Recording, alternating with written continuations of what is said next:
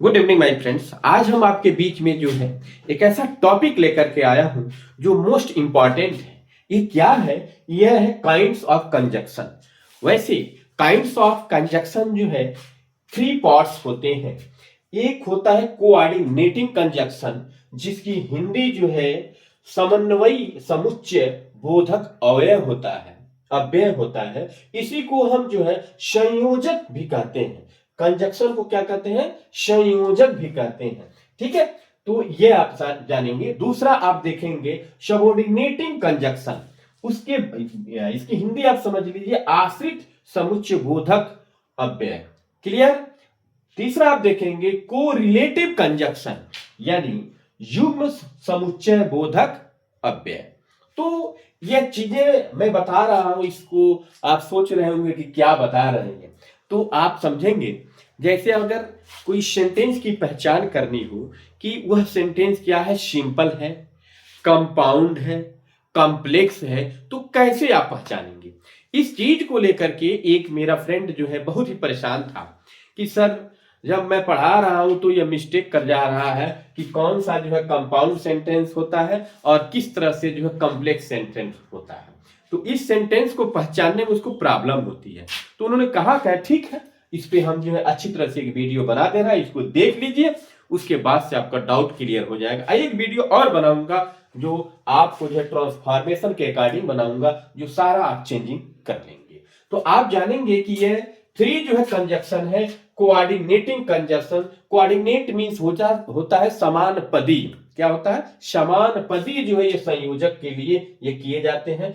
Subordinating conjunction ये क्या है? आश्रित उपवाक्यों के लिए इनका यूज किया जाता है। और कोरिलेटिव जो है, इनका कोरिलेटिव का मतलब ही होता है कि जो है ये क्या होते हैं? युग्म होते हैं। युग्म मतलब पेयर होते हैं। यह जो है आप देखेंगे कोऑर्डिनेटिंग कंजक्शन जो है वन वर्ड होंगे, ये भी वन वर्ड होंगे, लेकिन आप ये कोरिलेटिव कंजक्शन देखेंगे, ये क्या होंगे? पेयर में होंगे।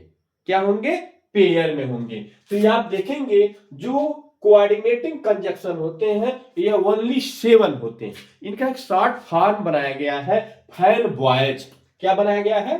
फैन बॉयज बनाया गया है। देखेंगे एफ फार जो है फार मीन्स क्योंकि, वो वैसे ही आप जनरली जो है फार का सेंस जो है के लिए भी जानते हैं और से का भी अर्थ जानते हैं, लेकिन यह क्या होगा? इसका अर्थ जो क्योंकि के जो है सेंस में होगा।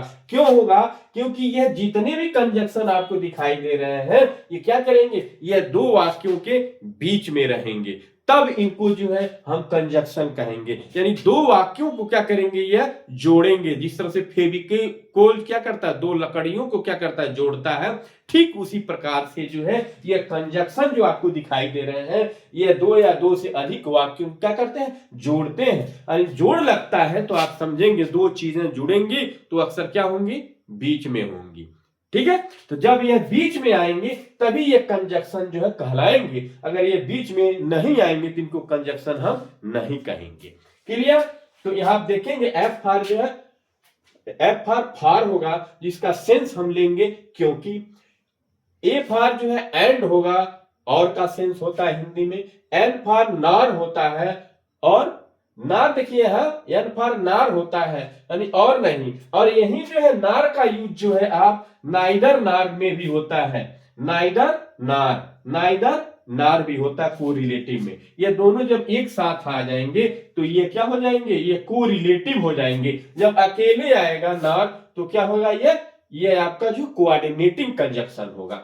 उसके बाद देखेंगे बी फॉर बट जो है लेकिन, यह अपोजिट टर्म होता है, तब वहां जो हम यूज करते हैं। फिर देखेंगे ओ फॉर आर केवल रहेगा सिंगल। आर जब यूज होगा बीच में तो वह क्या हो जाएगा? वह कोऑर्डिनेटिंग कंजक्शन होगा। और जब और आइदर आर के साथ जो आइदर आर नाइदर नार यानी आइदर और आर आएगा तब आप उसको कहेंगे कोरिलेटिव कंजक्शन। क्लियर? उसके बाद आप देखेंगे वाई फॉर जो एट मीन्स होता है फिर भी। Clear? S for so means इसलिए। हम कभी कभी क्या करते हैं, कोई जो है वाई से जो है जो क्वेश्चन स्टार्ट होते हैं उनका हम आंसर जो है अक्सर जो है बिकॉज से या जो है शो से जो है हम शुरू करते हैं। यदि आप जो है सो से यूज करेंगे, सो का जो है यूज करेंगे और यह बीच में नहीं रहेगा तो वह क्या होगा, वह जो है कंजक्शन नहीं होगा। यानी मैंने बताया ना, जब बीच में रहेंगे तभी ये क्या होंगे, कंजक्शन होंगे। क्लियर? तो ये रहा आपका फैन बॉय। अब इसका एक और चीज समझ लीजिए, जैसे यही मात्र इतना ही से क्लियर हो जाएगा कि जब कंपाउंड सेंटेंस होता है तो कंपाउंड सेंटेंस में एक प्रिंसिपल क्लॉज होता है। अब आ गई क्लॉज की बात, आप सोचेंगे क्लॉज क्या है, इसलिए मैं आगे बताऊंगा, लेकिन ये समझ लीजिए एक प्रिंसिपल क्लॉज होता है और जो है दूसरा क्या होता है, कोऑर्डिनेट क्लॉज। यानी वो कोऑर्डिनेट क्लॉज भी क्या होता है, एक प्रिंसिपल क्लॉज ही होता है। तो दो जब प्रिंसिपल क्लॉज कह लीजिए या एक प्रिंसिपल क्लॉज और कम से कम एक कोऑर्डिनेट क्लॉज हो तो उनके बीच में जो होता है वह हमेशा जो है मात्र जो है यही सेवन जो है क्या है आपके जो है ये फैन बॉय, ये जो है कोऑर्डिनेटिंग कंजक्शन है। जहां यह बीच में अगर दिखाई दे दे ये सात जो है तो इन्हीं को हम क्या कहते हैं, इन्हीं को हम जो है कंपाउंड सेंटेंस कहते हैं। इनका यूज जब वाक्य के बीच में होगा, दो वाक्य होंगे बीच में ये फैन बॉय, आप याद रखिए साहब, अगर ये बीच में दिखाई दे दिए तो समझ जाइए वो पूरा सेंटेंस आपका क्या है, कंपाउंड सेंटेंस है। और कंपाउंड सेंटेंस की एक और बात, जब आप एक प्रिंसिपल क्लॉज लिखेंगे तो प्रिंसिपल क्लॉज लिखने के बाद एक कामा का यूज करते हैं। अब कामा का यूज होने के बाद ही ये फैन बॉयज में से जो है ये सात जो कंजक्शन है इनमें से एक रहेगा तो आप समझ जाइएगा एक कंपाउंड सेंटेंस है। एकदम सीधा आपका तरीका क्या है कि आप जो है कामा देखेंगे और कामा के बाद यही जो है फैन बॉयज में से ही कोई ना कोई जो है वर्ड वहां रहेगा तो आप कह देंगे ये क्या है, यह है कंपाउंड सेंटेंस है। अब जब कंपाउंड सेंटेंस जो है अब निकल गया, ये सात के अलावा जितना भी जो है सेंटेंस आएगा और जिसके बीच में जो भी कंजक्शन आएंगे ये सब क्या हो जाएंगे, उनको हम कॉम्प्लेक्स सेंटेंस कहेंगे। क्या कहेंगे, कॉम्प्लेक्स सेंटेंस कहेंगे। आप जो है समझ गए होंगे, नहीं समझ गए देख लीजिए। आप देखिए यहां, आई सा a man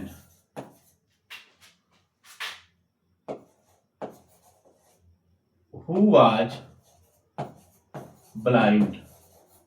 आप देखेंगे I saw a man who was blind, ये आप देखेंगे जो who आया है, देखिए who जो WH टाइप क्वेश्चन होते हैं, जो वर्ड होते हैं वो अक्सर जो है एडवर्ब ही होते हैं। क्या होते हैं, वह एडवर्ब ही होते हैं वो अक्सर। तो एडवर्ब होते हैं कब, जब वो सिंपल सेंटेंस में रहेंगे तब। लेकिन जब उनका भी यूज जो है बीच में किया जाएगा, यानी कनेक्ट किया जाएगा दो वाक्यों को, जैसे हु है तो ये WH टाइप जितने यहां मैंने लिखा है WH टाइप जो है, तो जो जितने WH टाइप रहेंगे अगर बीच में रहेंगे तो वह क्या हो जाएंगे, वह कंजक्शन हो जाएंगे। लेकिन वह कंजक्शन कौन से होंगे, सबऑर्डिनेटिंग कंजक्शन होंगे। क्या होंगे, सबऑर्डिनेटिंग कंजक्शन होंगे। और जो है वह सेंटेंस क्या होगा, वह सेंटेंस कॉम्प्लेक्स सेंटेंस होगा। यह बात क्लियर हुई। अब देख रहे हैं और दूसरा देख रहे हैं आप,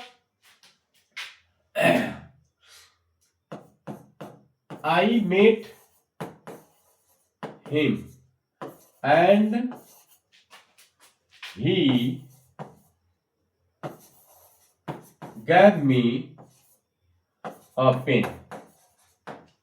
I met him, मैं उससे मिला, and he gave me a pen, और वह मुझे एक क्या दिया, एक कलम दिया। तो देखेंगे ये एंड आया तो यहां हम क्या करेंगे, कामा लगाएंगे। ये I met him कामा हो गया, अब एंड यहां लगा and he gave me a pen. तो इस तरह से जब आप देखेंगे एक सेंटेंस हमारा कंप्लीट होगा, आई मेट हिम, यानी ये भी प्रिंसिपल जो है क्लॉज है और ये भी प्रिंसिपल क्लॉज है। यानी प्रिंसिपल क्लॉज होता क्या है कि ऐसा जो है सेंटेंस, ऐसे दो सेंटेंस या कोई एक सेंटेंस, यानी दो सेंटेंस यदि है उनको हम अलग अलग कर दें तो दोनों का पूरा पूरा अर्थ निकल जाए तो वह होते हैं हमारे क्या, वह होते हैं हमारे प्रिंसिपल क्लॉज होते हैं। और जब दो या दो से अधिक प्रिंसिपल क्लॉज एक में होते हैं तो वह जो है कंपाउंड होता है।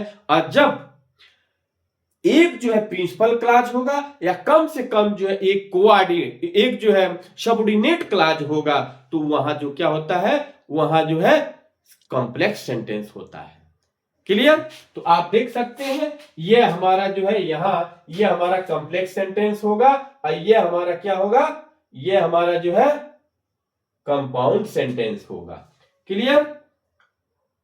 इसको हम रिमूव करते हैं।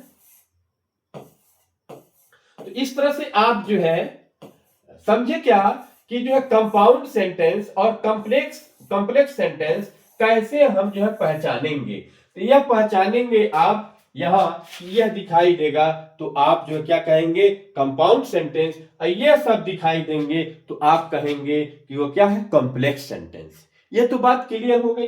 तो आप देखेंगे कि सबऑर्डिनेटिंग कंजक्शन जो होते हैं, फैन बॉय तो आपको क्लियर होगा कि यही साथ रहेंगे, लेकिन सबऑर्डिनेटिंग कंजक्शन जो है काफी है, तो उनका पूरा हम डिटेल नहीं लिखे हैं, तो वो बहुत सारे हैं। लेकिन आप WH टाइप जब देखेंगे, जब WH टाइप जो है बीच में आएगा सेंटेंस के, तभी आप कहेंगे क्या है कि यह जो है सबऑर्डिनेटिंग कंजक्शन है और यह सेंटेंस क्या है, यह कॉम्प्लेक्स सेंटेंस है। देखेंगे व्हेन है, दैट है, व्हाइल है, बिकॉज है, आफ्टर है, दैट है। या आप देखेंगे बिकॉज मीन्स क्योंकि भी होता, बिकॉज जब बीच में आएगा तो वह सेंटेंस क्या होगा, वह सेंटेंस जो है कॉम्प्लेक्स होगा। और वहीं जो है फार आएगा, जो फार क्या होगा, वह जो है वह भी क्योंकि का ही सेंस देगा, तो वो उसे हम कहेंगे कंपाउंड सेंटेंस। फिर देखेंगे आफ्टर है, दैट है, बिफोर है, इफ है, सिंस है, अनलेस है, व्हाट्स है, इफ है, ये सारे क्या है हमारे जो है, ये सब जो है सबऑर्डिनेटिंग कंजक्शन है, यानी ये आश्रित उपवाक्य में ही जो है इनका यूज किया जाता है। नेक्स्ट आप देखेंगे यहाँ कोरिलेटिव, इसमें हमेशा जो है दो जो है वर्ड यानी युग्म है रहेंगे ही है, not only but also, either or, neither nor, both and, whether or, इस तरह से। Who has seen the wind, हवा को किसने देखा है, नाइदर आई नॉर यू, न मैंने देखा है न तूने देखा है। तो इस तरह की चीजें जब आएंगी तो उसको हम कहेंगे कि यह क्या है, कोरिलेटिव कंजक्शन है। यानी आप समझ गए, ये चीज मैं लेकर के आया हूं, इसका मात्र एक ही रीजन था कि हम बताना चाह रहे थे कि आप कंपाउंड सेंटेंस और कॉम्प्लेक्स सेंटेंस कैसे पहचानेंगे। तो आपका ये क्लियर होगा कि यह जो है फैन वॉयज कंपाउंड सेंटेंस, बाकी सब जो है कॉम्प्लेक्स सेंटेंस। तो इस तरह से यह पहचान के लिए मैं लाया, क्योंकि कंपाउंड सेंटेंस और जो है कॉम्प्लेक्स सेंटेंस में ये दो कंजक्शन जो है लगते हैं, और इन्हीं कंजक्शनों के द्वारा ही हम उनको जो है क्लियर कर लेते हैं कि ये कंपाउंड सेंटेंस है या कॉम्प्लेक्स सेंटेंस है। यह पहचानना क्यों जरूरी होता है, क्योंकि जब हम ट्रांसफॉर्मेशन करते हैं, यानी सिंपल सेंटेंस से कंपाउंड सेंटेंस या कॉम्प्लेक्स सेंटेंस, तो हमें जो है ये याद होना चाहिए कि हमको किस तरह के क्लॉज का यूज करना है। या जब हम कंपाउंड सेंटेंस बनाएंगे तो मेरे मस्तिष्क में ये बातें रहनी चाहिए, फैन बॉयज, यानी फैन बॉयज के थ्रू जो है कंजक्शन फैन बॉयज को ही हम यूज करेंगे, तब हमारा कंपाउंड बनेगा। और कॉम्प्लेक्स सेंटेंस कब बनेगा, जब हम सबऑर्डिनेटिंग कंजक्शन से उसको जोड़ेंगे, तो वह क्या बन जाएगा, वह जो है कॉम्प्लेक्स सेंटेंस बन जाएगा। और सिंपल सेंटेंस तो आप जानते ही हैं कि सिंपल सेंटेंस में जो है मात्र एक ही प्रिंसिपल क्लॉज होता है, ठीक है। एक ही सब्जेक्ट होगा, एक क्या होगा, वर्ब, एक जो है प्रेडिकेट होगा, एक जो है सब्जेक्ट होगा, एक जो है एक पार्ट, दो ही पार्ट होगा, एक सब्जेक्ट और प्रेडिकेट होगा। जबकि इसमें जो है कई सब्जेक्ट कई प्रेडिकेट जो है हो सकते हैं। तो इस तरह से simple sentence, complex sentence, compound sentence आप कैसे ट्रांसफॉर्मेशन करेंगे, आप जब तक ये आपको ये मालूम नहीं रहेगा तब तक आप ट्रांसफॉर्मेशन नहीं कर पाएंगे। और ग्रामर में जो है सबसे कठिन जो है ट्रांसफॉर्मेशन में जो है यही होता है, सिंपल, कंपाउंड और कॉम्प्लेक्स, और इसको बच्चे समझ नहीं पाते हैं। तो मैं आशा करता हूं कि यह चीजें आपको समझ में जरूर आ गई होगी। अगर आ गई होगी तो इसको जरूर जो है